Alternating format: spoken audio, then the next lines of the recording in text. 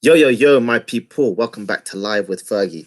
And today we are continuing more like tonight, we are continuing our Love Island series.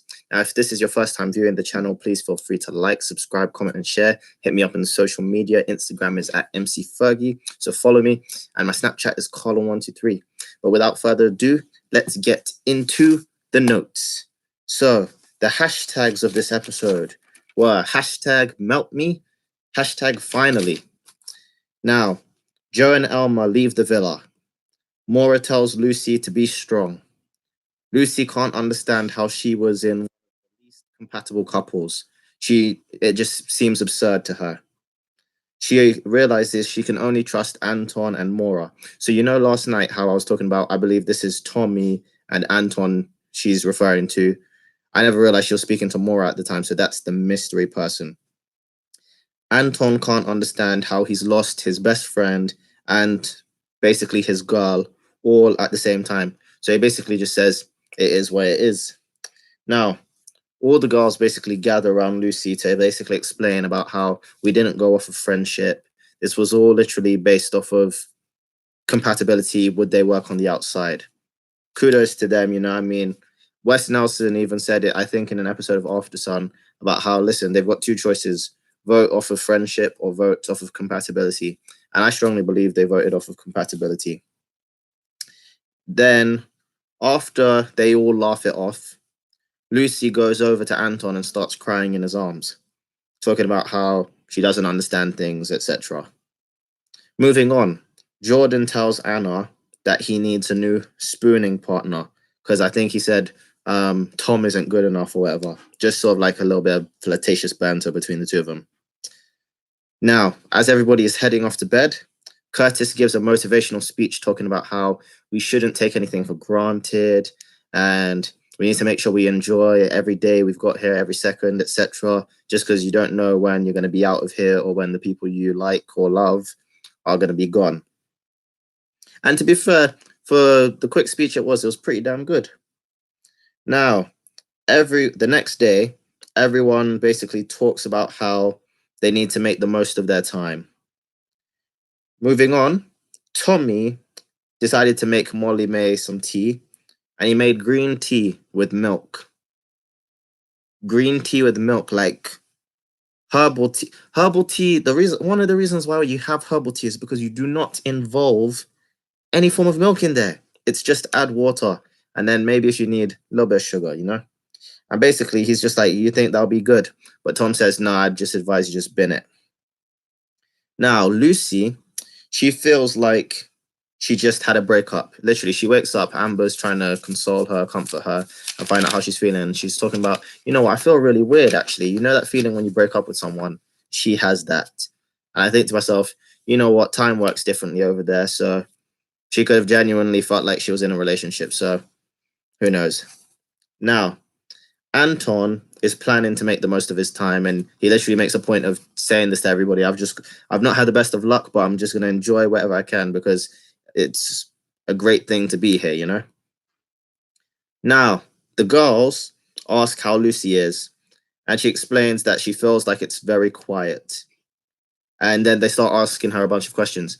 And when she literally said she feels as if it's quiet, I was just thinking to myself, of course it's going to feel quiet for you. I mean, come on. Like, it's going to feel quiet because you spent all of your time with Sandwich Man Jealous Joe. Simple. Fair enough. Literally. So the mere fact that Sandwich Man Joe is gone, it's going to be quiet for you. And the girls literally say this. You practically spent all of your time with him, and now you finally have the time to spend with us. So I think in the booth, Lucie started talking about maybe this was supposed to be, and it's going to give me the opportunity to get to know the girls a lot better, But yeah, Tom chats with Anna, and they basically discuss Jordan. And the bottom line is both of them like each other, and they're in good stead. Tommy, well, okay, so whilst some of them are gathered by the pool, Tommy asks Maura how much she likes sex on a scale of 1 to 10. And I don't think she actually said what scale it was. She just said her body count she literally just said, well, I've only been with 5 people. And if you saw the shock on everybody's face, Molly-mae was fully just like, I thought you were up in like the numbers, like from the way you come across. And then Mora basically explains, how could I have been? Remember, I don't remember her exact words, but she said, I've been in a 9-year relationship and a 2-year relationship.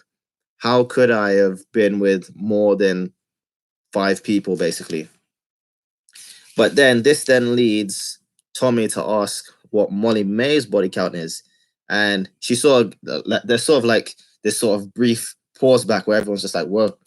And then Amy's just like, mine's already out there as 11. And then molly-mae goes, yeah, 11. Because she basically said, well, it's not high, but it's definitely higher than 5. And initially when she said that, I was just like, then how do you mean, like? And then eventually she said, yeah, it is 11. Next, Jordan decides to pour water from his water bottle upon his body, rubs it on himself, and Anna starts talking about, oh, are you trying to get me excited, etc. And I've realized the two of them just both bounce off of each other's personalities. Next, everyone wants to be there for Lucie tonight.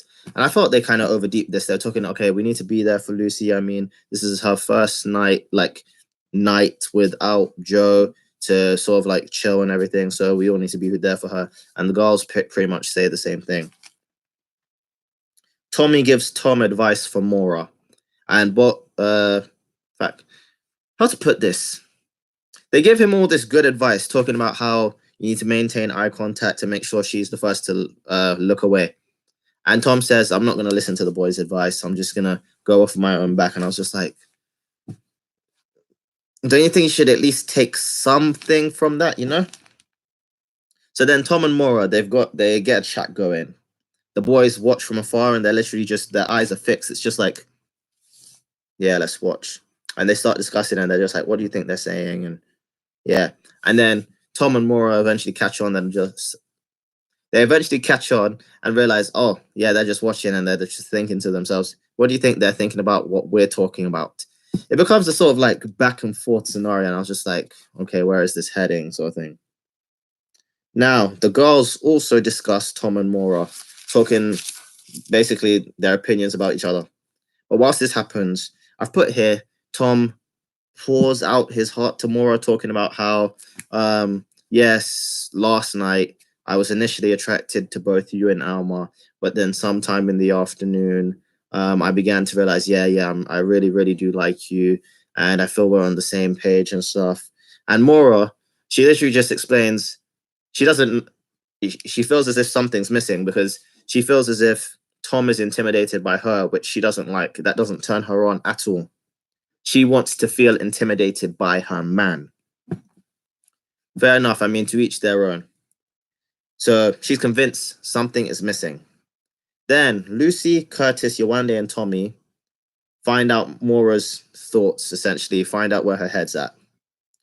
And moving along, Amber gets a text, and it's inviting her and Michael onto their first date, which brought forth those hashtags that I introduced at the start of the video.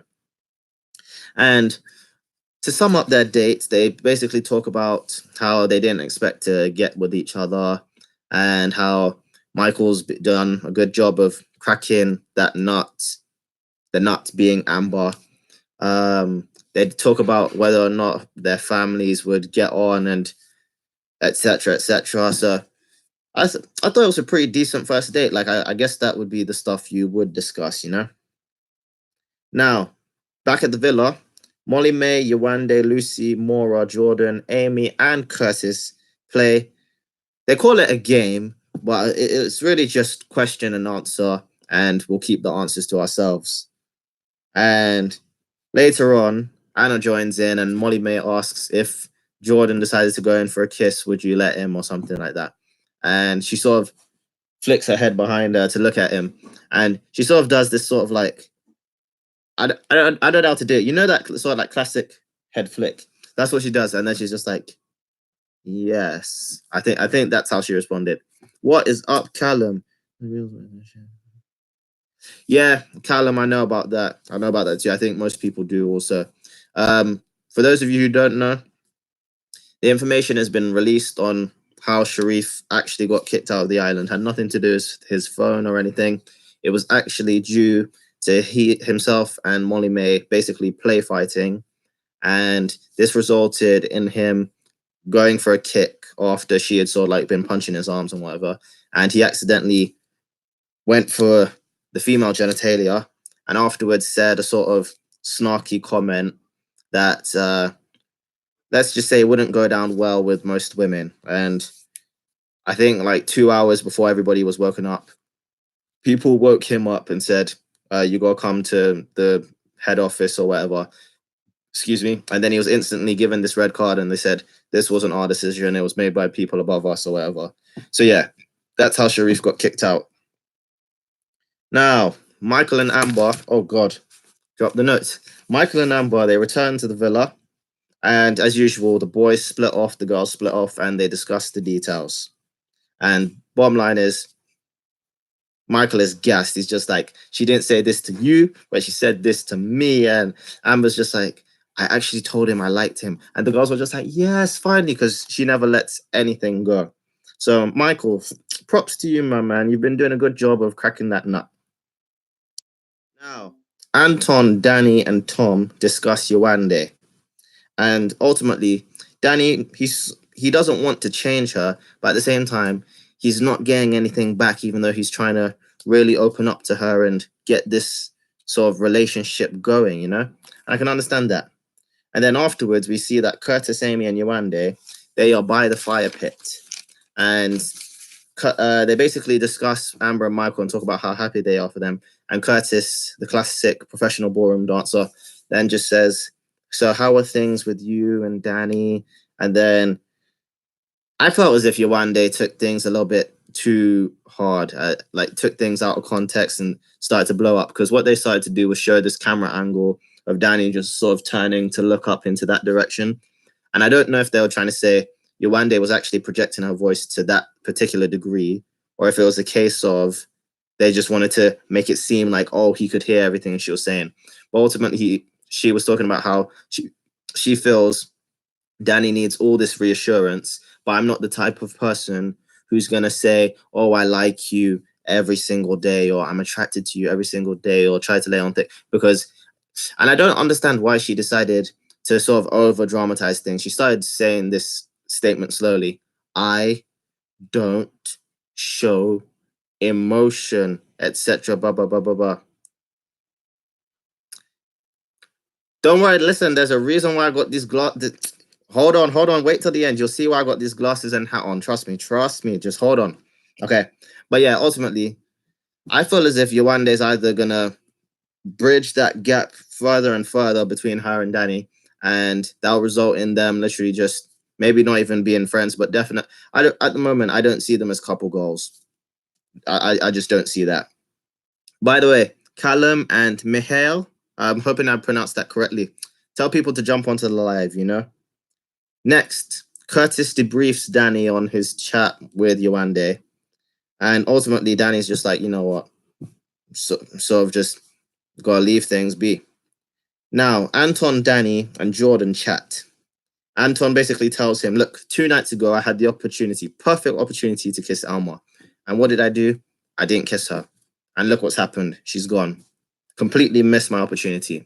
So he says, listen, you go and kiss Anna. Jordan, you go and kiss her, okay?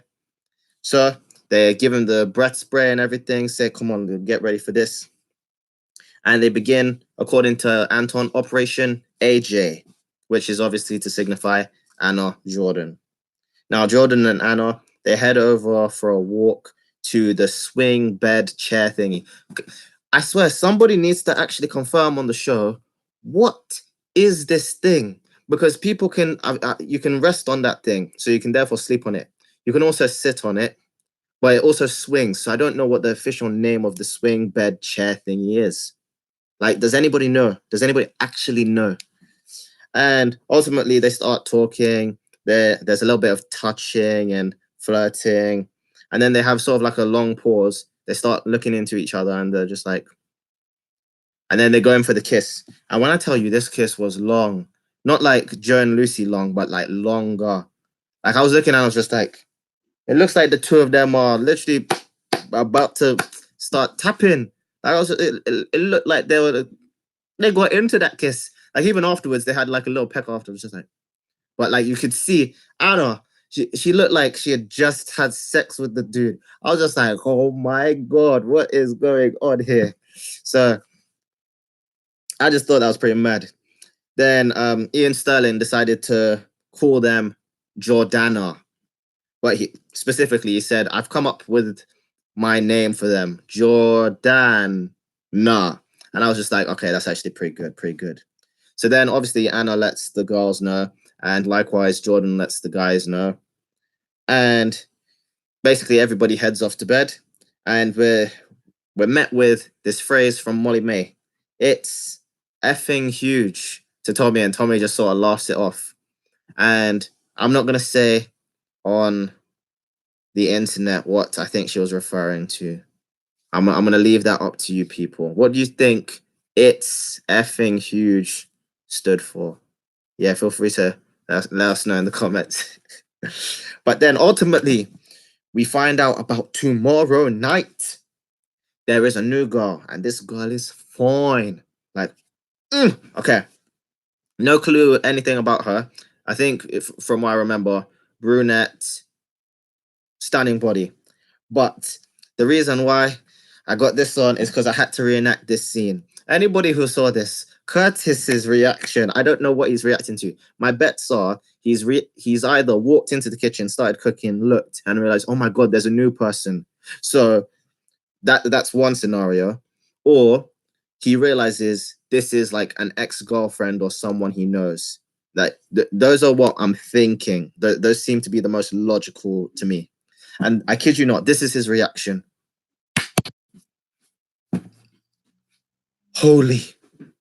And when I saw that, I was, oh my god. Me and my sister were cracking up.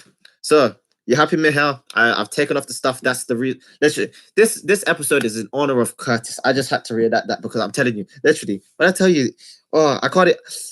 Literally, because he's just cooking or whatever. He looks up and he goes, "Holy!"